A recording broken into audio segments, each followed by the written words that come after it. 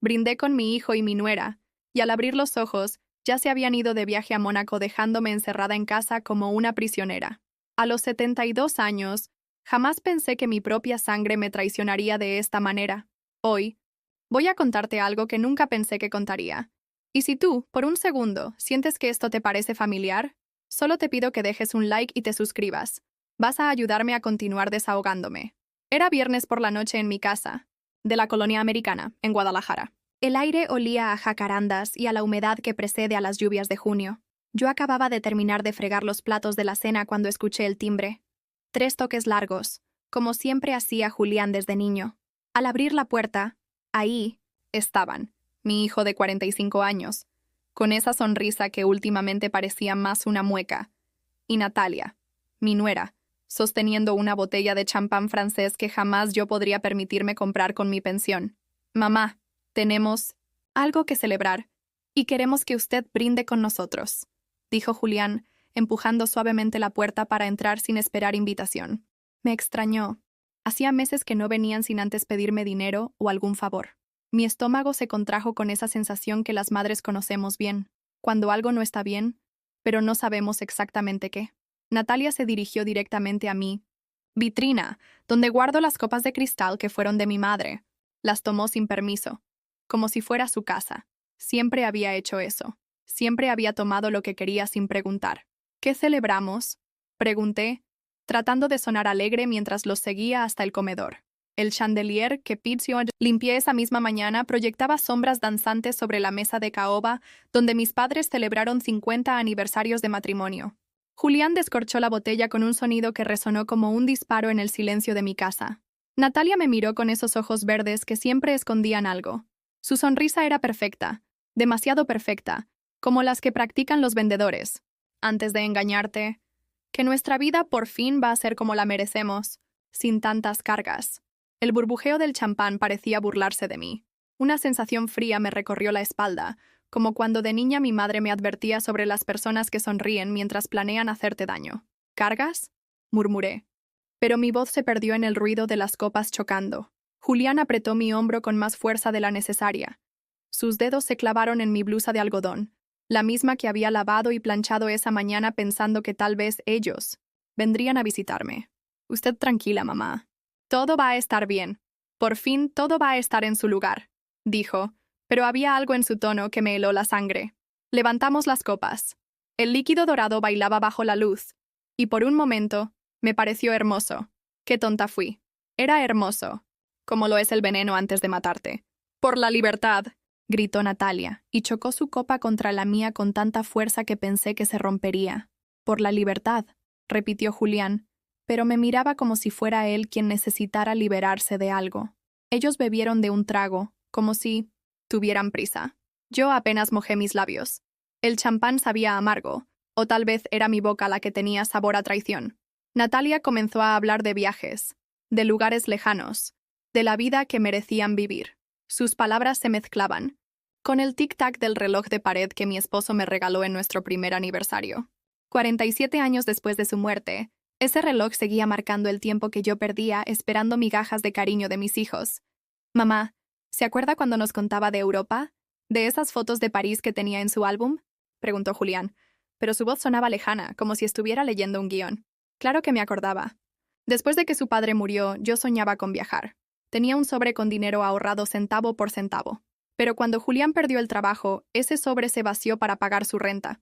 Cuando Natalia se embarazó, mis ahorros se fueron. En cunas y pañales. Cuando quisieron comprar un auto, vendí las joyas de mi madre. Sí, mijo, me acuerdo, respondí, y sentí cómo las lágrimas amenazaban con salir.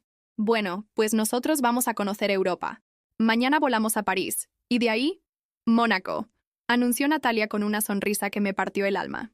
El tiempo se detuvo. El reloj dejó de sonar. Mi respiración se entrecortó.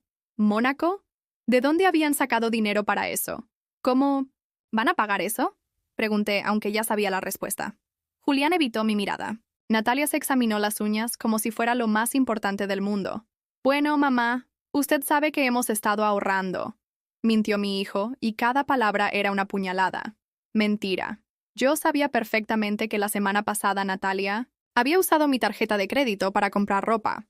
que el mes anterior habían pedido prestado para pagar la luz, que hacía 3 meses Julián me había llorado pidiendo dinero porque se les había complicado todo. ¿Y cuándo regresan?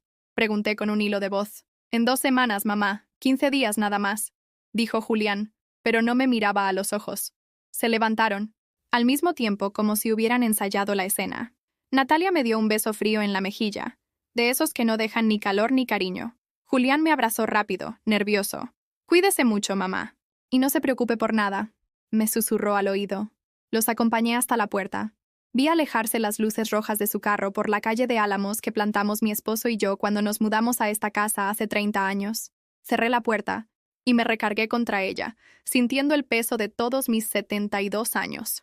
Algo estaba mal, muy mal, pero todavía no sabía qué tan mal. Esa noche me fui a dormir con el sabor amargo del champán en la boca y una sensación en el pecho, como si me hubieran robado algo que ni siquiera sabía que tenía. Nunca imaginé que al despertar, mi mundo se habría convertido en una pesadilla. El sol de sábado se colaba por las cortinas de encaje que bordé hace 20 años, cuando aún creía que mis hijos vendrían los fines de semana a comer pozole y contarme de sus vidas. Me desperté, con esa sensación extraña que tienes cuando algo horrible pasó, pero tu mente tarda unos segundos en recordar qué fue. Entonces lo recordé todo. El champán, las sonrisas falsas, Europa, Mónaco. Me levanté despacio como siempre, cuidando mis rodillas que crujen como madera vieja. Pensé que tal vez Julián y Natalia estarían en la cocina, preparando café, esperándome para desayunar, juntos antes de irse al aeropuerto. Qué ingenua. Bajé las escaleras agarrándome del barandal que pulí ayer por la mañana. La casa estaba en silencio, pero no el silencio normal de las mañanas. Era un silencio pesado, amenazante, como el que se siente antes de los temblores. Llegué a la sala y algo estaba diferente. Tardé un momento en darme cuenta de que la foto familiar que siempre estaba sobre la mesita de centro había desaparecido. Era una foto de nosotros 4. Mi esposo, yo, Julián y su hermana Mónica en Navidad del año pasado. Mónica vive en Estados Unidos y no ha venido en 3 años. Busqué por toda la sala. Nada. Era como si esa foto nunca hubiera existido. Fui a la cocina esperando encontrar una nota, una explicación, cualquier cosa. Sobre la mesa del desayunador donde todas las mañanas tomo mi café con leche y pan dulce de la panadería Doña Carmen, había un sobre blanco con mi nombre escrito con la letra de Julián, pero era una letra apresurada, nerviosa, como la de alguien que tiene prisa por huir. Mis manos temblaron al abrirlo. El papel era común, barato, no como el papel que yo uso para escribir cartas importantes. Y las palabras, Dios mío, las palabras eran como cuchillos. Mamá, nos fuimos ya para el aeropuerto. Europa nos espera. No salga de la casa para evitar problemas con los vecinos. Ya sabe cómo es la gente de chismosa. Volvemos en 2 semanas. Cuídese, Julián y Natalia. Leí la nota 5 veces. Cada vez entendía menos y a la vez entendía todo. No salga de la casa. ¿Por qué me decían eso? ¿Qué problemas? ¿Qué habían hecho? Caminé hacia la puerta principal para despedirme de ellos desde el jardín, como siempre hacía cuando alguien se iba de viaje. Giré la perilla. No se movió. Volví a intentar. La perilla giraba, pero la puerta no abría, como si estuviera atorada. Empujé con más fuerza, usando todo mi peso de 72 años contra la madera. Nada. Un frío me recorrió todo, el cuerpo. Corrí a la puerta de atrás, la que da al patio donde tengo mis geranios y mis plantas de hierbabuena. Intenté abrirla. Tampoco se movía. Las ventanas. Fui a la ventana de la sala, esa que da a la calle de Álamos.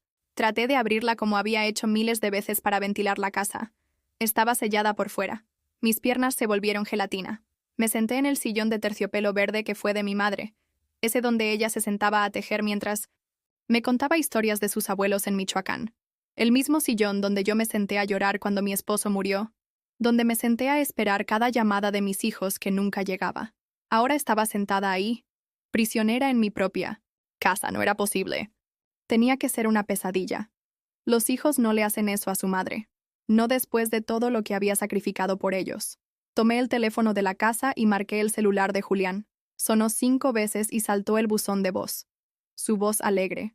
Decía, «Hola, soy Julián. No puedo contestar ahora, pero deja tu mensaje y te regreso la llamada». Mentira. Nunca regresaba las llamadas. «Julián, soy tu madre. No entiendo qué está pasando. ¿Por qué no puedo salir de mi casa? Llámame, por favor».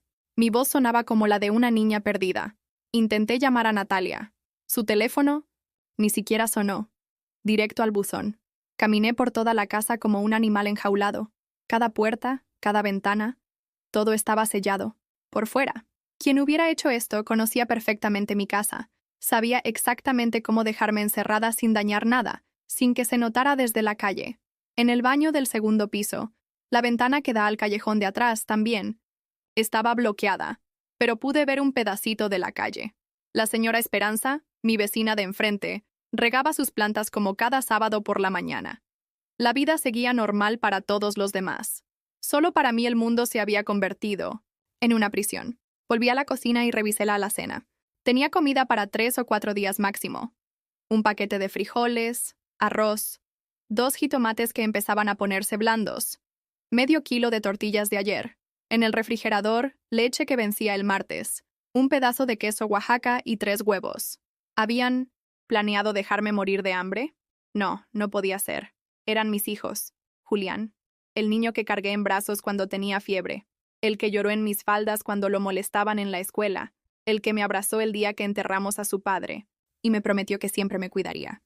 Pero entonces recordé otras cosas, como la vez que le presté 20,000 pesos para una emergencia y nunca me los devolvió, como cuando vendí el anillo de compromiso de mi madre para pagarle la operación de la vesícula a Natalia, como todas las veces que cancelé mis planes, para cuidar a su hijo cuando a ellos se les complicaba todo. Me senté en la mesa de la cocina y lloré. Lloré como no había llorado desde que mi esposo murió. Pero estas lágrimas eran diferentes. No eran de dolor por una pérdida. Eran de humillación, de traición, de darme cuenta de que había sido una tonta toda mi vida. El teléfono sonó. Me levanté corriendo, pensando que era Julián explicándome que todo había sido un malentendido. Era una grabación. Una empresa de telecomunicaciones ofreciéndome un plan de internet que no necesitaba porque casi no sabía usar la computadora. Colgué, y el silencio volvió a llenar la casa. Un silencio que ya no era mi amigo. Era mi carcelero. Fui a mi recámara y me senté frente al tocador donde todas las mañanas me peino el cabello que cada día está más blanco. Me miré en el espejo. ¿Cuándo me había vuelto tan vieja? ¿Cuándo había dejado de ser Elena Rodríguez, la mujer que trabajó 20 años en la secundaria técnica número 15, para convertirme en la mamá que solo servía para dar dinero y resolver problemas? En el cajón de abajo guardaba las cartas que mi esposo me escribía cuando éramos novios. Las saqué y leí una al azar. Mi querida Elena, cuando te veo sonreír siento que el mundo es un lugar hermoso. Algún día vamos a tener una familia llena de amor, y nuestros hijos van a ser tan buenos como tú. Qué equivocado había estado mi pobre Roberto.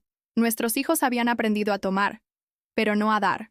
Habían aprendido a exigir, pero no a agradecer. El primer día encerrada fue el más largo de mi vida. Cada minuto se sentía como una hora, cada hora como un año. Y lo peor no era estar encerrada. Lo peor era entender que mis propios hijos me habían puesto ahí.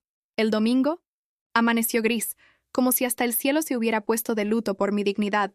Había pasado toda la noche despierta, caminando de un cuarto al otro, probando puertas y ventanas que ya sabía que no abrirían, como un animal que no acepta estar enjaulado.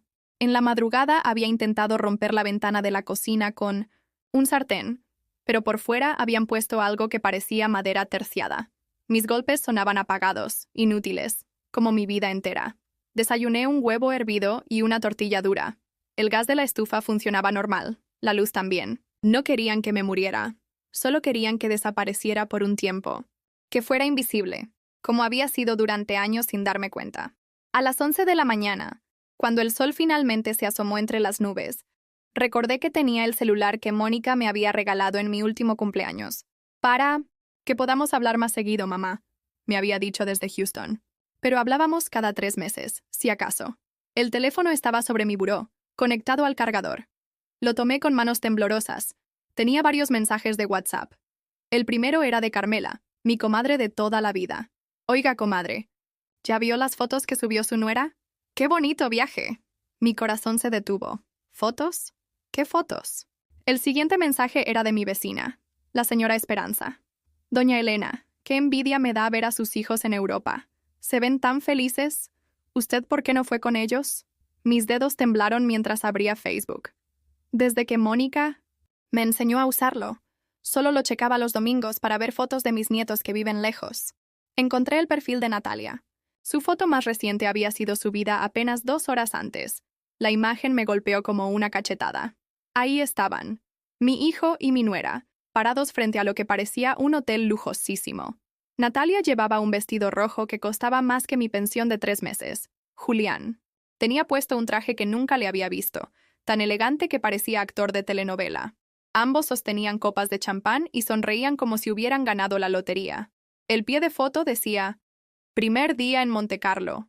Por fin. Viviendo la vida que merecemos. Blessed. Monaco. Living my best life. Seguí viendo, foto tras foto de mi humillación pública. Ellos en el lobby de mármol de algún hotel que parecía palacio, comiendo en restaurantes donde un plato costaba lo que yo gastaba en comida por una semana. Natalia con bolsas de tiendas cuyos nombres solo había visto en revistas de chismes. Y lo más doloroso, los comentarios. ¿Qué suerte tienen? ¿Cómo le hicieron? Se ve carísimo ese lugar. ¿Se sacaron la lotería? ¡Vivan la vida! Sí, lo merecen después de tanto trabajo.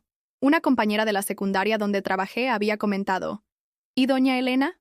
¿No fue con ustedes? La respuesta de Natalia me partió el alma. Ella prefirió quedarse en casa. Ya sabe cómo son las personas mayores, no les gusta viajar. Mentira, mentira cruel y calculada. Yo llevaba años soñando con conocer Europa.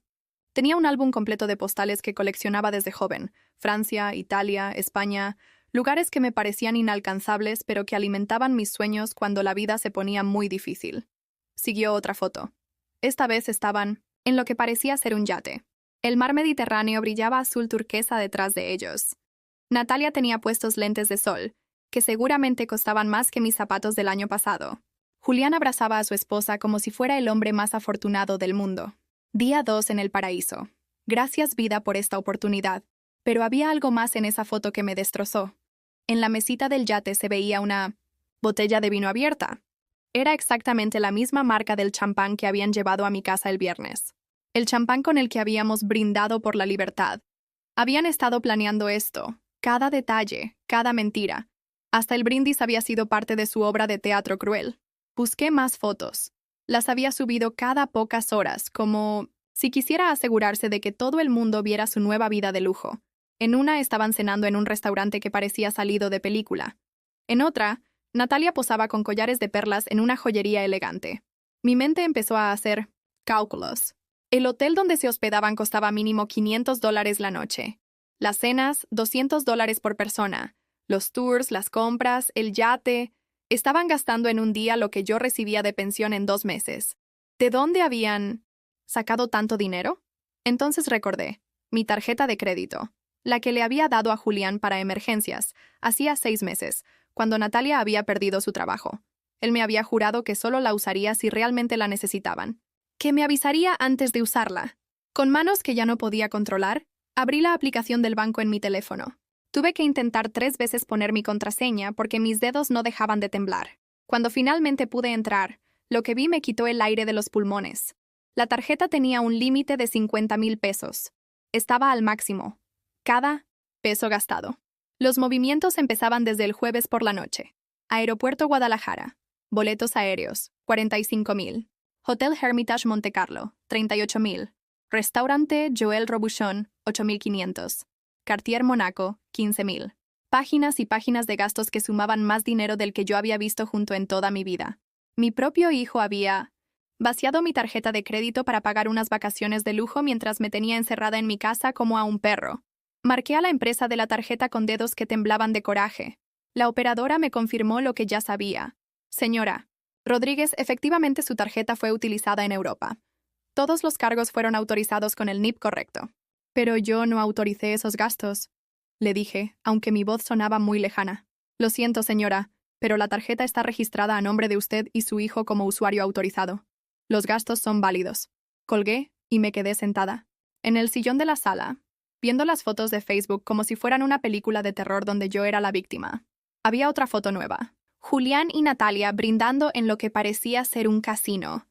Detrás de ellos se veían máquinas tragamonedas doradas y gente elegante jugando cartas. El pie de foto decía: la suerte nos sonríe.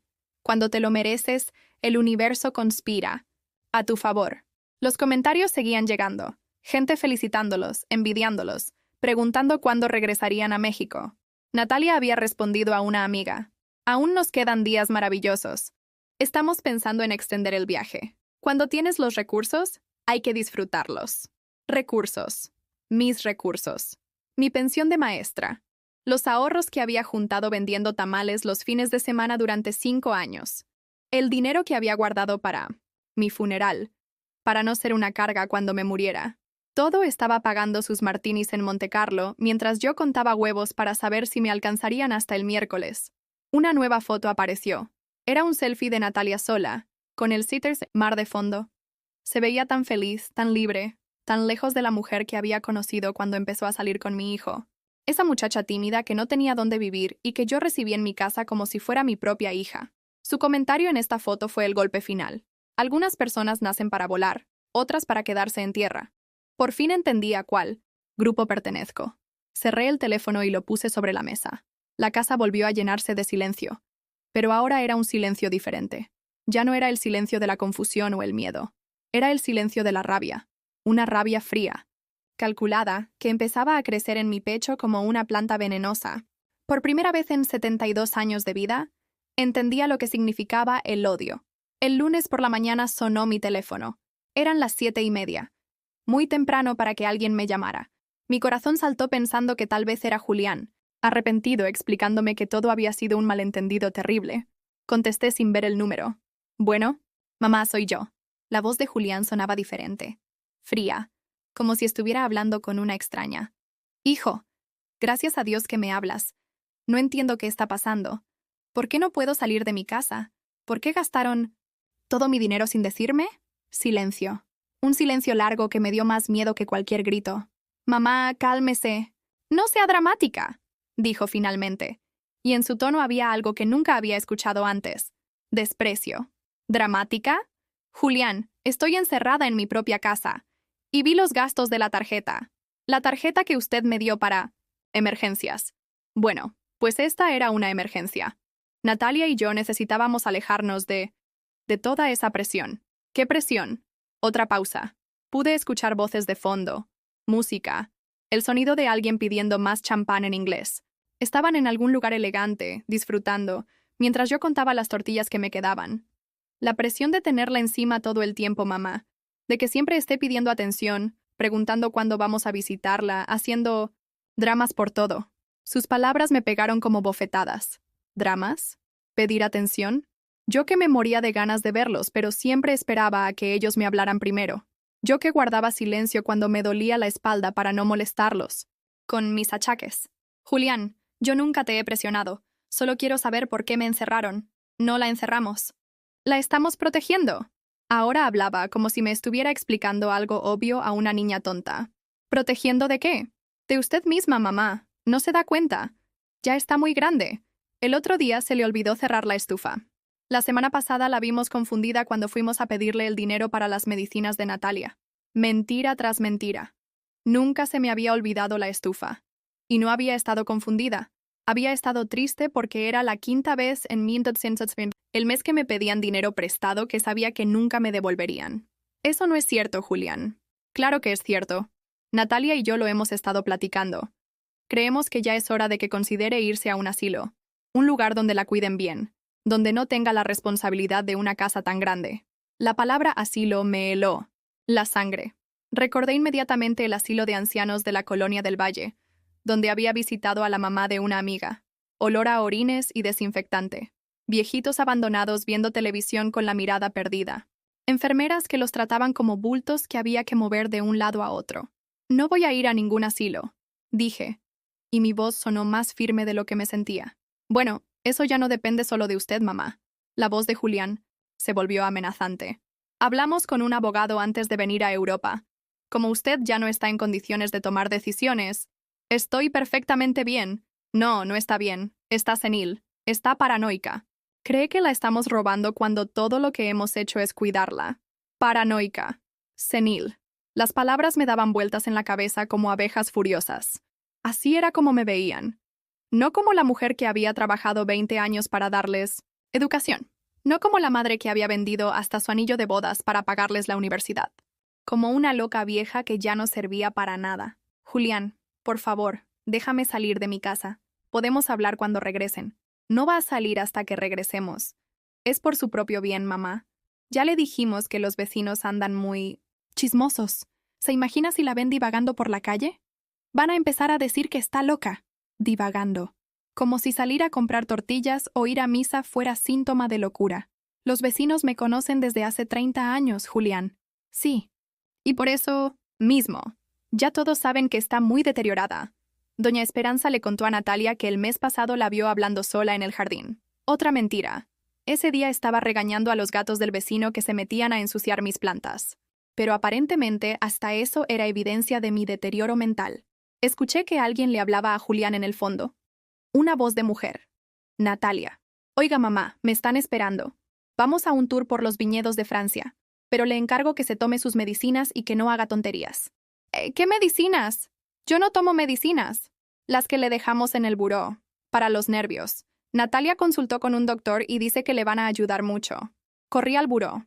Efectivamente, había un frasco de pastillas que no había visto antes. Las saqué y las examiné. No tenían etiqueta de farmacia. Solo un nombre que no conocía en letras pequeñas. ¿Qué medicinas son estas? Para la ansiedad, mamá. Tómese una cada 8 horas y va a ver cómo se siente mejor. Más tranquila, como los viejitos del asilo que veía mi amiga, sentados en sillas de ruedas con la mirada vacía, drogados para que no molestaran. No voy a tomar nada que no me haya recetado mi doctor. Su doctor está de vacaciones, mamá. Y nosotros somos su familia. Sabemos lo que es mejor para usted. La línea se cortó. Me quedé con el teléfono en la mano, escuchando el tono demarcado como si fuera el sonido de mi cordura escapándose. Fui a la cocina y tiré las pastillas al fregadero. Abrí la llave y las vi disolverse por el drenaje. No sabía qué eran, pero estaba segura de que no eran para mi bien. El resto del día lo pasé revisando cada rincón de la casa, buscando pistas de lo que habían planeado. En mi escritorio encontré papeles que habían movido. Mi testamento, que siempre guardaba en el cajón de arriba, estaba en el de abajo. Los documentos de la casa también habían sido revisados. En la basura de la cocina encontré una caja vacía de cerraduras nuevas. Las mismas cerraduras que ahora impedían que saliera de mi propia casa. Habían estado preparando esto durante semanas, tal vez meses. Cada visita casual, cada pregunta sobre mi salud, cada comentario sobre lo grande que estaba la casa para mí sola, había sido parte de un plan. Esa noche, mientras cenaba un huevo frito con una tortilla vieja, sonó el teléfono otra vez. Esta vez era Natalia. Suegra, ¿cómo se siente? ¿Ya se tomó su medicina?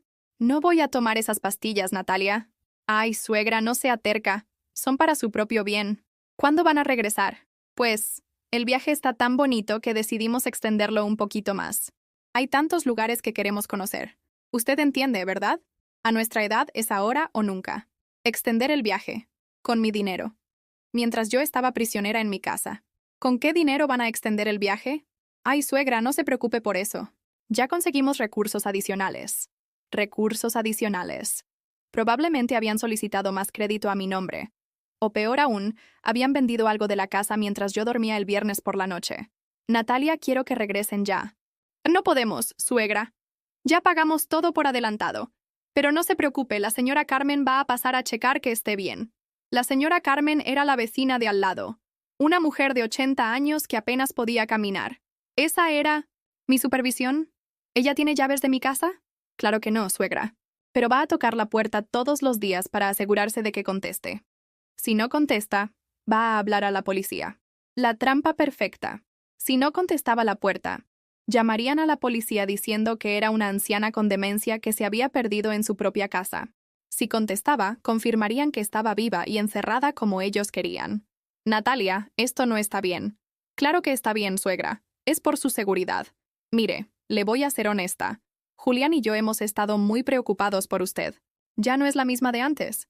Yo estoy perfectamente bien. No, no está bien. El mes pasado se le olvidó pagar la luz. Hace 15 días nos contó la misma historia 3 veces en una hora. Y la semana pasada la encontramos llorando sin razón. Más mentiras. Nunca se me había olvidado pagar la luz. La historia que les conté 3 veces era porque ellos no me ponían atención la primera vez. Estaban viendo el teléfono. Y había estado llorando porque era el aniversario de la muerte de mi esposo, y ellos ni siquiera se acordaron. Pero sabía que no importaba lo que dijera. Ya habían construido su narrativa. Elena la loca, Elena la senil, Elena que ya no puede cuidarse sola, Elena que ya no le sirve más que como fuente de dinero. El martes amaneció con el sonido de lluvia golpeando contra las ventanas selladas. Me desperté en el sillón de la sala, donde había pasado la noche después de no poder dormir en mi cama, pensando en las palabras de Julián y Natalia. Senil, deteriorada, asilo. Cada palabra era como un clavo que se hundía más profundo en mi corazón. Pero había algo diferente en mí esa mañana, una sensación extraña que no había sentido en años. Era como si dentro de mi pecho, donde antes había solo dolor y confusión, hubiera empezado a crecer algo más duro, algo que no se dejaba romper tan fácilmente. Me levanté y fui al espejo del baño. La mujer que me devolvía la mirada tenía el cabello revuelto y ojeras profundas, pero sus ojos ya no eran los de una víctima. Había una chispa ahí que reconocí de mis años de maestra, cuando tenía que enfrentar a padres abusivos o directores corruptos. Elena Rodríguez, me dije en voz alta, has sido muchas cosas en tu vida. Maestra, esposa, madre, pero nunca has sido tonta. Era hora de dejar de comportarme como si lo fuera. Fui a la cocina y desayuné el último huevo con una tortilla que ya estaba dura. Mientras comía, hice una lista mental de todo lo que sabía y todo lo que necesitaba hacer. Primero, tenían mi tarjeta de crédito, pero yo conocía todos mis números de cuenta de memoria. Después de 20 años manejando el presupuesto familiar, los números bancarios estaban grabados en mi mente como oraciones. Segundo, la señora Carmen vendría a checar que yo estuviera bien. Eso significaba que por lo menos una persona del exterior sabía de mi existencia. Tercero, aunque habían sellado puertas y ventanas, no habían cortado el teléfono ni el internet. Error de principiantes. Tomé mi celular y marqué al banco. Esta vez no iba a preguntar sobre los gastos. Iba a actuar. Buenos días, habla Elena Rodríguez. Quiero cancelar inmediatamente la tarjeta de crédito número. Dicté todos los dígitos sin dudar. ¿Puedo preguntarle el motivo, señora Rodríguez? Robo de identidad. Mi hijo está usando la tarjeta sin mi autorización. Entiendo. ¿Ha presentado ya la denuncia ante las autoridades? Ahí estaba la trampa. Si decía que no, parecería que no era grave. Si decía que sí, me pedirían el número de denuncia que no tenía. Estoy en proceso de presentarla. Mientras tanto, necesito que cancelen la tarjeta inmediatamente. Por supuesto, señora. La tarjeta queda cancelada a partir de este momento. ¿Desea que enviemos una nueva a su domicilio? No, no envíen nada por ahora. Colgué y esperé. No pasaron ni 20 minutos cuando sonó mi teléfono. Julián, por supuesto. ¿Qué demonios hizo, mamá? Su voz ya no fingía cariño. Era pura rabia. Proteger mis recursos financieros de personas que los están usando sin mi autorización. Estamos en medio de un restaurante. La tarjeta se rechazó enfrente de toda la gente. Nos hizo quedar en ridículo. Qué bueno, pensé. Que sintieran por primera vez en su vida lo que era la humillación pública. Pues van a tener que pagar con su propio dinero, Julián. No tenemos dinero. Todo lo que teníamos lo gastamos en los boletos de avión porque usted nos dijo que podíamos usar la tarjeta. Yo nunca dije eso. Claro que lo dijo. Y ahora nos va a dejar aquí varados como delincuentes. Por primera vez en años me reí. Me reí de verdad, con ganas, hasta que me dolieron las costillas. ¿Ahora resulta que yo tengo la culpa de que ustedes no sepan administrar su dinero? Mamá, no sea cruel. Somos su familia. La familia no encierra a su madre. En su propia casa. Julián. Silencio. Un silencio largo donde pude escuchar a Natalia gritando en el fondo, histérica, diciendo algo sobre esa vieja loca. Si no reactiva la tarjeta ahora mismo, se va a arrepentir. La voz de Julián se había vuelto amenazante. ¿Me estás amenazando, hijo? Le estoy advirtiendo. Cuando regresemos a México, las cosas van a cambiar. Ya hablamos con el abogado. Ya tenemos testigos de su deterioro mental. Usted ya no puede tomar decisiones. Pues cuando regresen, van a encontrar muchas sorpresas. Colgué antes de que pudiera responder. Las manos me temblaban, pero no de miedo, de emoción. Por primera vez en décadas había dicho que no, y se había sentido liberador. Marqué otro número, el del banco donde tenía mi cuenta de ahorros. Buenos días. Quiero hacer una transferencia de toda mi cuenta de ahorros a una cuenta nueva que voy a abrir en otro banco. Por supuesto, señora Rodríguez. ¿A qué banco quiere transferir? Les di el nombre del banco donde había tenido cuenta cuando era joven, antes de casarme, donde Julián no conocía a nadie, donde no tenía contactos ni influencias. ¿Cuánto dinero hay en la cuenta? Un momento, Son 123,000 pesos, señora. Mi corazón saltó. Era más de lo que recordaba. Habían sido años de guardar de a poquito, de vender tamales, de no comprarme ropa nueva, de caminar en lugar de tomar taxi. Dinero que había estado ahorrando para mi vejez, para no ser una carga. Resulta que ya era una carga. Pero no la carga que ellos creían. Quiero transferir todo, y quiero que pongan una alerta en mi nueva cuenta. Nadie puede hacer movimientos excepto yo, en persona, con identificación oficial. Después llamé a la empresa de gas, luego a la de luz, después a la compañía de teléfono. Quiero cambiar todas las cuentas a mi nombre únicamente, y quiero que requieran mi autorización personal para cualquier cambio. Me habían quitado mis llaves, pero no habían pensado en que yo seguía siendo la dueña de la casa. Y la dueña puede cambiar las reglas cuando se le antoje. A las 2 de la tarde tocaron la puerta. 3 golpecitos suaves. ¿Doña Elena? Soy Carmen, su vecina. Me acerqué a la puerta pero no la abrí. Hola, Carmen. ¿Cómo está? Bien, doña Elena. Su nuera me pidió que viniera a checar que esté usted bien. Estoy perfectamente. Gracias. ¿Necesita algo? ¿Comida? ¿Medicinas? Ahí estaba mi oportunidad. Carmen, ¿podría hacerme un favor muy grande? Claro, doña Elena. ¿Podría hablarle a mi nieto Santiago? El hijo de mi hija Mónica, que vive en 1970 Houston. Dígale que su abuela necesita hablar con él urgentemente. ¿No tiene su teléfono? Se me descompuso mi celular y no tengo su número a la mano. Otra mentira piadosa. Pero Santiago era mi única esperanza, el único de mis nietos que realmente me quería, no mi dinero. Por supuesto, doña Elena. ¿Tiene el número? Di el número que me sabía de memoria. Santiago tenía 25 años. Estudiaba leyes en Houston, y era el único de la familia que me hablaba por gusto, no por necesidad. Dígale que es urgente, por favor. Esa noche, mientras cenaba una quesadilla hecha con el último pedazo de queso que me quedaba, sonó mi teléfono. ¿Abuela? Soy Santiago. Me dijeron que necesitaba hablar conmigo. Su voz me llenó de alivio. Era como escuchar el sonido de la salvación. Santitos, mi nieto, necesito que me ayudes con algo muy importante. Lo que necesite, abuela. ¿Está bien? Suena rara. No, mijo, no estoy bien, pero voy a estarlo. Le conté todo. Desde el brindis del viernes hasta las llamadas amenazantes de su tío Julián. Santiago me escuchó en silencio, sin interrumpir, sin juzgar. Cuando terminé, hubo una pausa larga. Abuela, esto es abuso de ancianos. Es un delito federal. ¿De verdad? Completamente. Y encerrarla en su casa es secuestro. Usar su tarjeta sin permiso es fraude. Lo que están haciendo podría meterlos a la cárcel. No quiero meterlos a la cárcel, santitos. Solo quiero que me dejen en paz. Abuela, voy a tomar el primer avión a México. No se preocupe por nada. Y mientras tanto no abra la puerta a nadie que no sea yo. ¿Cómo vas a entrar si ellos se llevaron mis llaves? Santiago se rió, y era una risa que sonaba exactamente como la de su abuelo cuando tenía una idea brillante. Abuela, ¿se acuerda que cuando era niño siempre me trepaba a su ventana del segundo piso? Sí, pero esa ventana está sellada por fuera, pero no por dentro. Y yo sigo recordando cómo trepar. Por primera vez en días, sonreí de verdad. Mi nieto venía a rescatarme. Y por primera vez desde el viernes, sentí que tal vez, solo tal vez, esta pesadilla tenía solución. El miércoles por la tarde estaba sentada en la sala, mirando por la ventana sellada hacia la calle de Álamos, cuando escuché un ruido extraño, arriba, como si alguien estuviera rascando la pared exterior de la casa. Mi corazón se aceleró.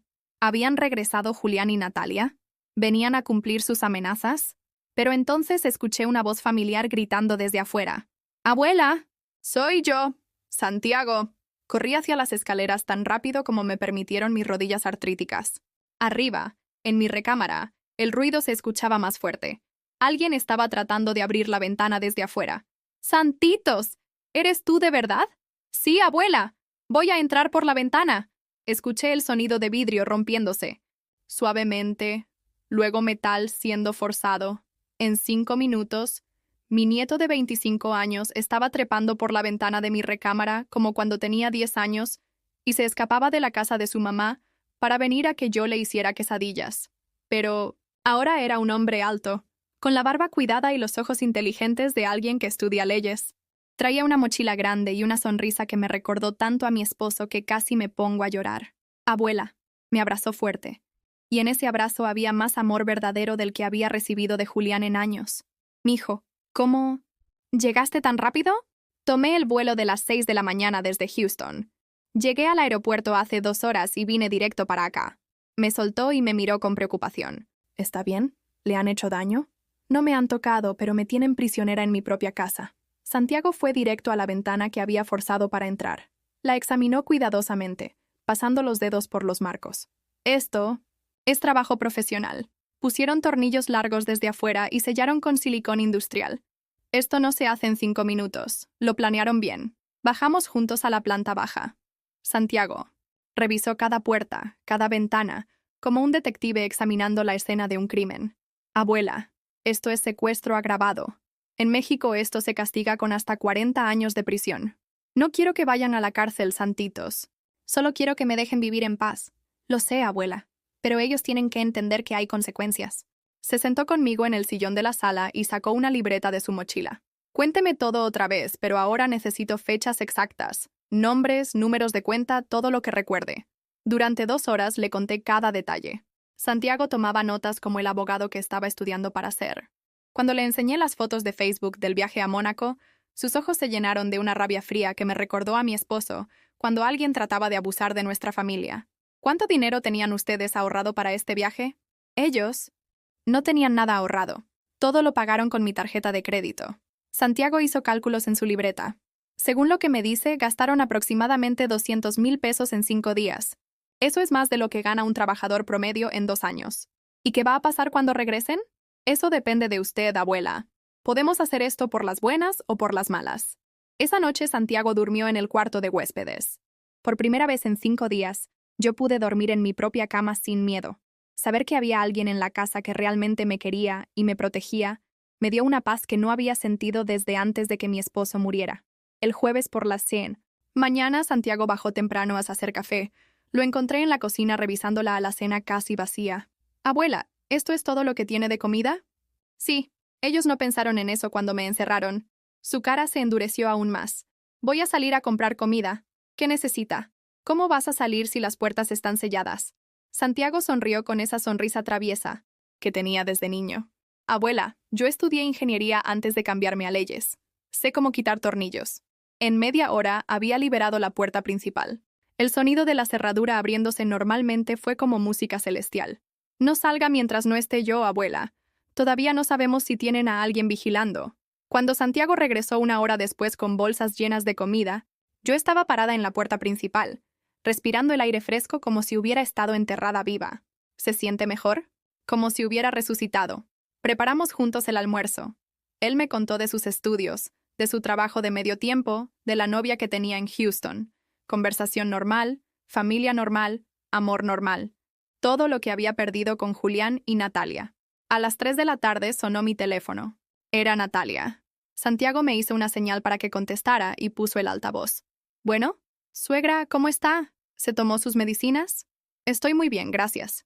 Y no me voy a tomar esas medicinas raras que me dejaron. Ay, suegra, no se aterca. Son para su bien. Santiago tomó el teléfono. ¿Con quién hablo? Silencio del otro lado. ¿Quién es usted? La voz de Natalia sonaba nerviosa. Soy Santiago Morales, nieto de la señora Elena y estudiante de leyes de la Universidad de Houston. Y usted está hablando con la víctima de secuestro agravado y fraude financiero. ¿Qué dice? Lo que escuchó. Mi abuela está siendo víctima de delitos federales, y todo está documentado. No sé de qué habla. Hablo de encerrar a una persona mayor en su casa contra su voluntad. Hablo de usar su tarjeta de crédito sin autorización. Hablo de amenazas de internarla en un asilo contra su voluntad. ¿Necesito seguir? La línea se cortó. Santiago me miró y sonrió. Eso los van a hacer pensar 2 veces. No tuvimos que esperar mucho. A los 10 minutos llamó Julián. Esta vez Santiago contestó inmediatamente. Habla Santiago Morales. ¿Qué demonios estás haciendo en casa de mi madre? Protegiendo a mi abuela de sus hijos abusivos. Esa casa es nuestra. Y Santiago no tiene nada que hacer ahí. La casa está a nombre de Elena Rodríguez únicamente. Revisé los documentos esta mañana. Ustedes no tienen derechos legales sobre esta propiedad. Esa vieja no puede vivir sola. ¡Está senil! Santiago me miró y activó la grabadora de su teléfono. Repita eso, por favor. ¿Qué? Lo que acaba de decir sobre mi abuela. Dije que... No voy a repetir nada. Ustedes no tienen derecho a estar ahí. Nosotros tenemos todo el derecho del mundo. Y ustedes van a tener que rendir cuentas por cada peso que se robaron. No nos robamos nada. Esa tarjeta era para emergencias. ¿Un viaje de lujo a Mónaco es una emergencia? Silencio. Además, continuó Santiago con una calma que me daba escalofríos. Acabo de presentar una denuncia formal ante la Fiscalía General de Jalisco. El delito de secuestro no prescribe y el fraude financiero contra personas mayores tiene agravantes especiales. No puedes hacer eso. Ya lo hice. Y cuando regresen a México, van a encontrar citatorios esperándolos. Eres un mal nieto. Le estás lavando el cerebro a una vieja senil. Santiago colgó y me abrazó. Abuela, ¿está lista para que esto termine de una vez por todas? ¿Qué tienes en mente? Vamos a demostrarles que usted no es la viejita indefensa que ellos creen. Esa noche, mientras cenábamos el mejor pozole que Sei había comido en meses, Santiago me explicó su plan. Era simple, elegante y completamente legal. Ellos creen que usted depende de ellos. Vamos a demostrarles que es exactamente al revés. Por primera vez en años, me sentí como la mujer fuerte que había sido durante toda mi vida de trabajo. La maestra que no se dejaba intimidar por padres abusivos. La viuda que había sacado adelante a sus hijos trabajando doble turno. La mujer que estaba a punto de recordarle a sus hijos quién tenía realmente el control. El sábado por la mañana, estaba desayunando chilaquiles que Santiago me había preparado cuando sonó el teléfono. Lo miré con nerviosismo. Habían pasado 2 días desde la última llamada amenazante de Julián. Conteste, abuela. Ya es hora de que escuchen la verdad. Era Julián, pero su voz sonaba diferente. Menos agresiva, más calculadora. Mamá, necesitamos hablar. Natalia y yo regresamos anoche. ¿Ya están en México? Sí. Y queremos ir a la casa a platicar con usted, para arreglar este malentendido. Santiago negó con la cabeza y me hizo señas de que siguiera hablando. ¿Qué malentendido, Julián? Bueno, mamá, parece que mi primo Santiago le ha estado metiendo ideas raras en la cabeza. Nosotros solo queríamos protegerla. ¿Protegerme encerrándome en mi casa? Ah, eso fue por su seguridad, mamá. Ya se lo explicamos. Santiago tomó el teléfono. Julián, aquí Santiago. Si quieren hablar con mi abuela, van a ser bajo mis términos. ¿Tus términos? ¿Quién diablos te crees que eres? El abogado de su madre. Y la persona que ya presentó las denuncias penales correspondientes. Hubo una pausa larga. ¿Qué quieres? Que vengan esta tarde a las 3, solos, sin dramas, sin gritos, sin amenazas. Van a devolver cada peso que se robaron, van a pedir disculpas y van a firmar un documento donde se comprometen a no molestar más a mi abuela. ¿Y si no? Entonces mañana por la mañana la fiscalía gira las órdenes de aprehensión. Santiago colgó y me miró con una sonrisa que me tranquilizó. Abuela, ¿está lista para esto? Más lista de lo que he estado en años. Pasamos la mañana preparando todo. Santiago había impreso documentos, había organizado las evidencias, había preparado contratos que Julián y Natalia tendrían que firmar si querían evitar la cárcel. A las 2:30, Santiago me sentó en mi sillón favorito de la sala. Abuela, recuerde, usted no les debe nada, usted no tiene que justificar nada, usted es la víctima aquí. ¿Y si llegan y se ponen agresivos? Yo me encargo de eso, usted solo diga la verdad. A las 3 en punto exacto tocaron la puerta. Santiago fue a abrir. Pude escuchar voces en la entrada, pero no distinguía las palabras. Cuando entraron, a la sala, casi no reconocí a mi hijo y mi nuera. Julián se veía demacrado, como si no hubiera dormido en días. Natalia tenía ojeras profundas y el cabello sucio. Ya no se veían como la pareja glamorosa de las fotos de Mónaco. «Hola, mamá», dijo Julián, pero evitó mirarme a los ojos. «Siéntense», les dijo Santiago señalando el sofá frente a mí. Se sentaron en silencio. Natalia temblaba ligeramente. Julián se veía como un niño regañado. Santiago se paró detrás de mi sillón, como un guardaespaldas protegiendo a su jefe. Muy bien, empecemos por lo obvio. Van a devolver cada peso que robaron. No robamos nada, murmuró Natalia. ¿Perdón? Santiago sacó una carpeta. Aquí tengo los estados de cuenta de la tarjeta. 243,000 pesos gastados en 5 días, sin autorización de la titular. Eso se llama fraude. Le pasó los papeles a Julián. Mi hijo los revisó con manos temblorosas. No tenemos tanto dinero para devolver.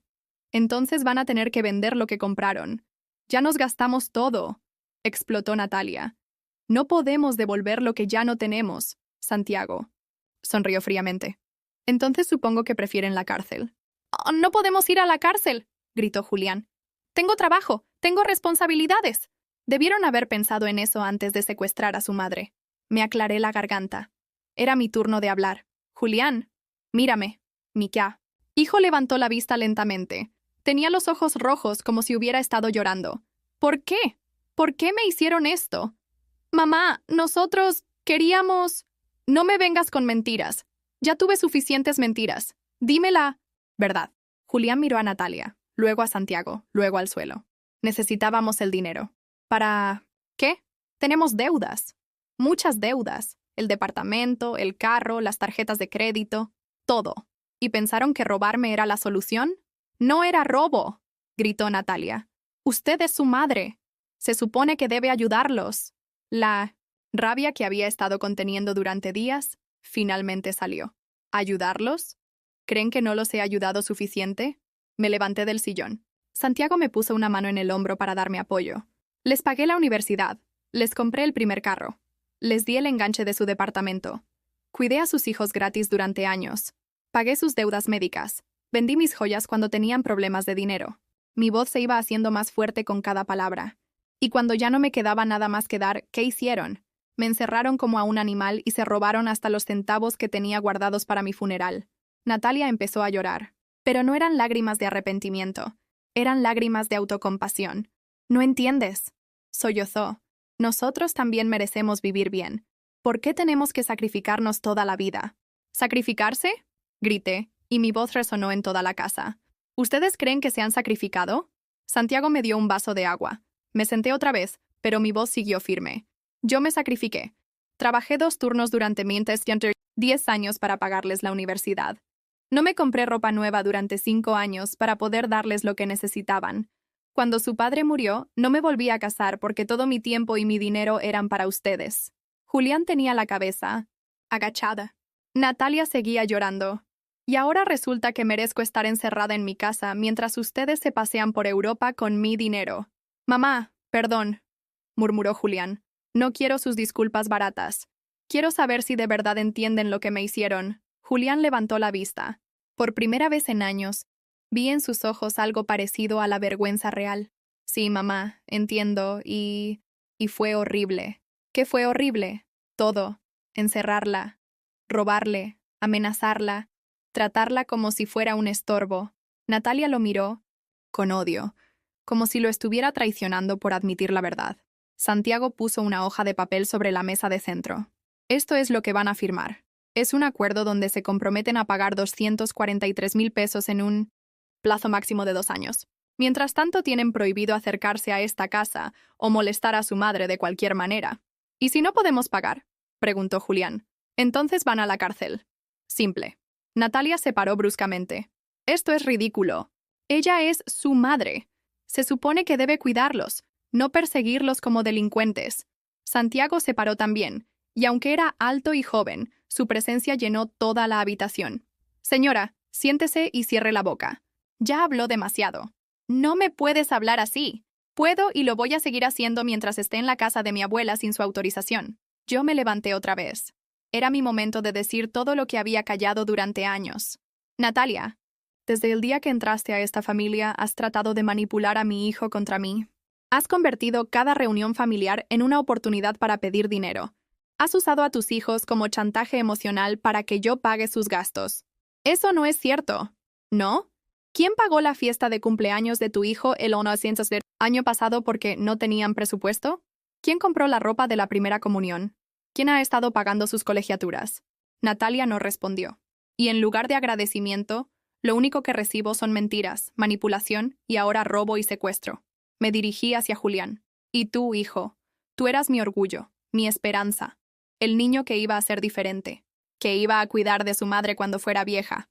Mamá, pero en lugar de eso te convertiste en un ladrón, en alguien que encierra a su propia madre para poder robarle cómodamente. Las lágrimas empezaron a correr por mis mejillas, pero mi voz no se quebró. Durante años me pregunté en qué me había equivocado como madre. Ahora me doy cuenta de que el error fue seguir dándoles cosas cuando ya habían demostrado que no las merecían. Santiago puso el contrato enfrente de ellos. Firmen. Ahora. Julián tomó la pluma con mano temblorosa y firmó. Natalia lo miró con desprecio, pero también firmó. Ahora váyanse, les dije. y no regresen hasta que hayan pagado hasta el último peso. Cuando salieron, me quedé parada en la sala, viendo por la ventana cómo se alejaban. Ya no eran mis hijos. Eran dos extraños que habían aprendido una lección muy cara sobre las consecuencias de sus actos. Santiago me abrazó. ¿Cómo se siente, abuela? Libre, le dije.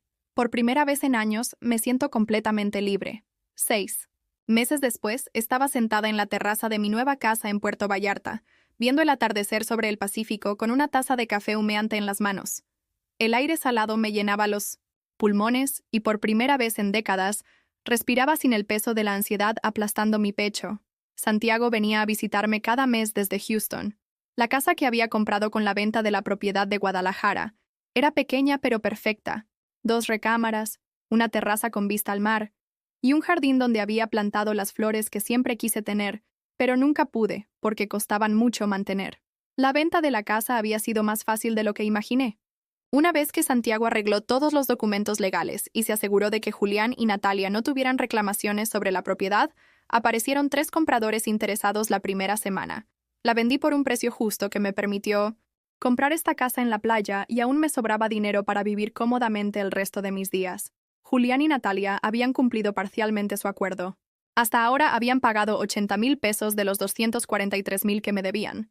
Cada mes llegaba una transferencia bancaria, nunca acompañada de carta ni llamada telefónica. Solo dinero frío, como si fuera el pago de cualquier deuda comercial. No me dolía su silencio. De hecho, lo agradecía.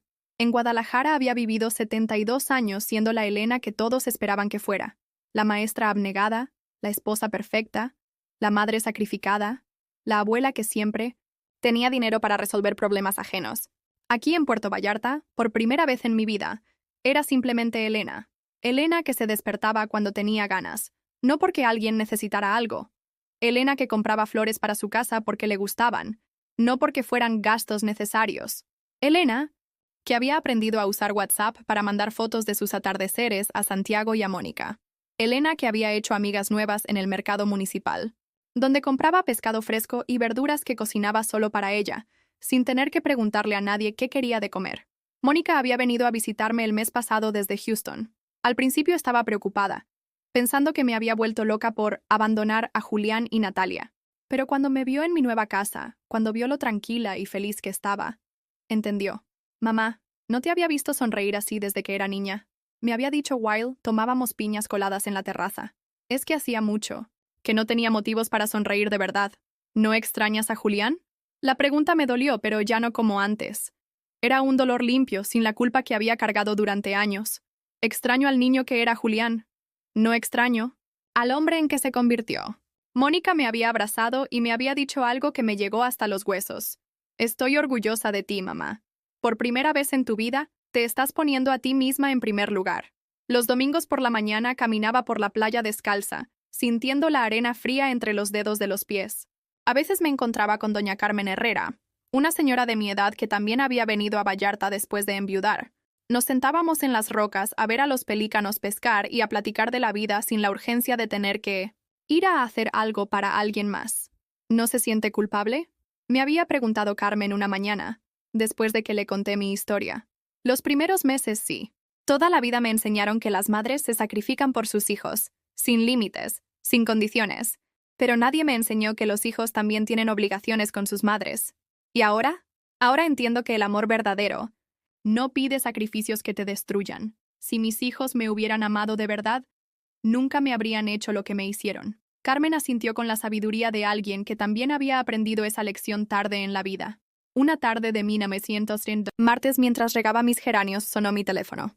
Era un número de Guadalajara que no reconocía. Bueno, señora Elena, soy Patricia, la esposa del hermano de Natalia. Conocía a Patricia vagamente. La había visto en alguna reunión familiar años atrás. Hola, Patricia. ¿Cómo está? Bien, señora Elena. Le hablo porque... Bueno, quería contarle algo que creo que debe saber. ¿De qué se trata? Julián y Natalia se están divorciando. La noticia me sorprendió, pero no me dolió como había esperado. ¿Ah, sí? Sí. Aparentemente desde que regresaron de Europa todo ha sido peleas. Natalia culpa a Julián por arruinar su relación con usted. Julián dice que Natalia lo convenció de hacer cosas que él no quería hacer. Ya veo. Y, señora Elena, Julián ha estado preguntando por usted. Dice que quiere hablarle, pero que no se atreve. Guardé silencio por un momento, viendo las olas romperse contra las rocas de la playa. Patricia, agradezco que me llame, pero esa etapa de mi vida ya cerró. ¿No le interesa saber qué quiere decirle? No realmente. Si Julián quiere hablar conmigo, sabe dónde encontrarme.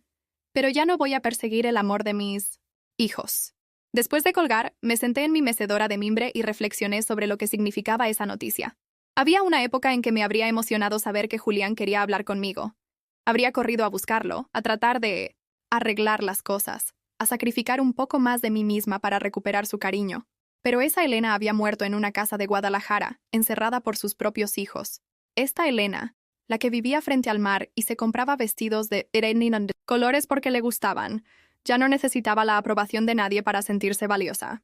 Al día siguiente fui al mercado como cada jueves.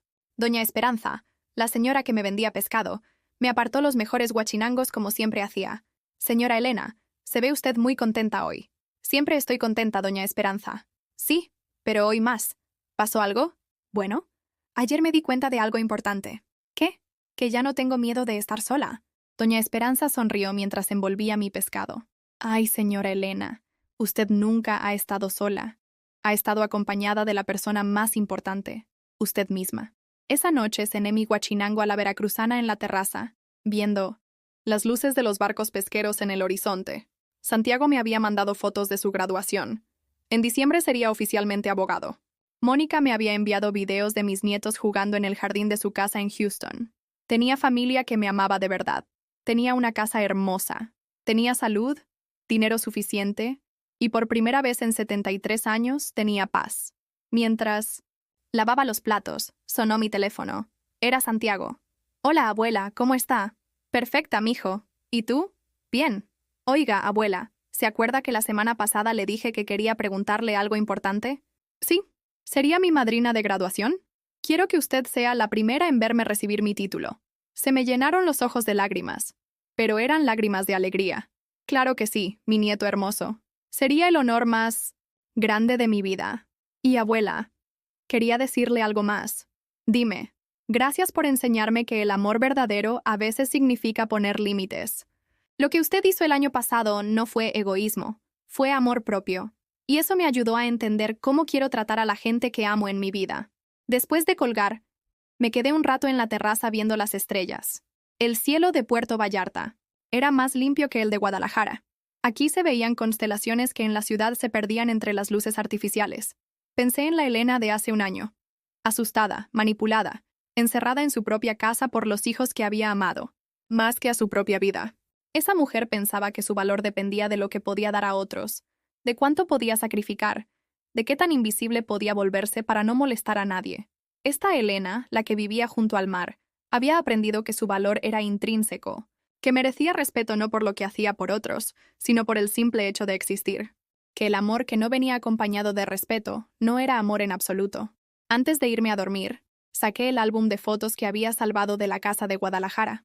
Había fotos de Julián de niño, cuando me abrazaba con amor genuino. Fotos de Natalia en sus primeros años de matrimonio, cuando aún fingía cariño. Fotos de reuniones familiares que en ese momento me habían parecido llenas de amor. Ahora las veía con ojos diferentes. Veía las sonrisas forzadas, los gestos calculados, las miradas que buscaban favores más que conexión. Pero también veía fotos de mi esposo, de Mónica, de Santiago de pequeño. Amor real. Gente que me había querido por quien era, no por lo que podía darles. Cerré el álbum y lo guardé en el cajón. No lo tiré porque esas memorias también eran parte de mi historia. Pero ya no las necesitaba para definir mi presente. Mi presente era esta casa frente al mar, donde cada mañana me despertaba agradecida de estar viva, de estar libre, de haber aprendido finalmente a ponerme en primer lugar sin sentir culpa. Mi presente era la certeza de que, aunque el amor de mis hijos se había perdido, el amor por mí misma había renacido más fuerte que nunca. Y eso, al final, era lo único que realmente importaba. ¿Has vivido alguna vez una situación parecida? ¿O conoces a alguien que haya pasado por algo así? Cuéntame en los comentarios si esta historia te tocó el corazón. Y si te gustó el video, deja tu like y suscríbete al canal para que este mensaje llegue a alguien que necesita escucharlo.